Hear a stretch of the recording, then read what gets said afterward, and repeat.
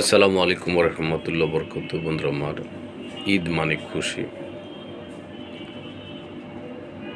মিলাদুন্নবী মানে দয়াল নবীজির তশরিফের দিবস বা আগমনের দিবস বা আবির্ভাবের দিবস। এই দিনে আল্লাহ পাকের পক্ষ থেকে যে নিয়ামত আমরা পেয়েছি, কালামুল্লাহ শরীফের মধ্যে রয়েছে বিসমিল্লাহির রহমানির রহিম, কাজ্জাকুম মিনাল্লাহি নূর ওয়া কিতাবুম মুবিন। মহান মালিকের পক্ষ থেকে প্রথমে এসেছে নূর, পরে এসেছে কিতাব এবং দয়াল নবীজির আহলে বাইত, ইতরাত, কোরআন হাদিস এবং আহলে বাইত এদেরকে আঁকড়ে ধরে রাখার জন্য আপনাকে আমাকে নির্দেশনা রয়েছে। তাই মহান মালিকের নিয়ামতের শুকরিয়া স্বরূপ আমরা যারা মুহাম্মদ সাল্লাল্লাহু আলাইহি ওয়াসাল্লামের তরিকায় রয়েছি,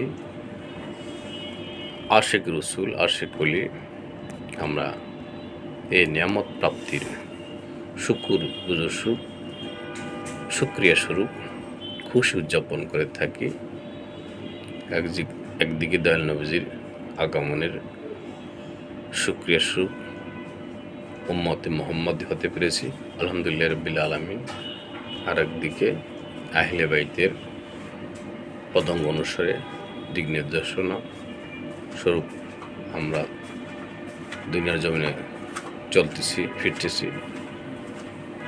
এবং সকলের সাথে একটা সখ্যতার মাধ্যমে আমরা আমাদের জীবন জীবন পরিশ্রম করতেছি আল্লাহ রসুলের রেখে যাওয়া সুন্নাহর উপরে।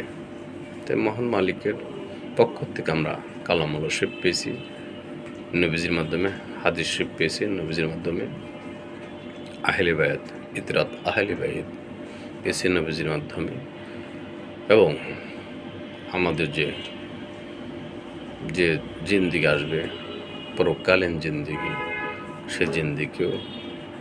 সেই জিন্দিগিতেও দয়াল নবীজির সুপারিশ আপনার আমার নসিবে লাগবে।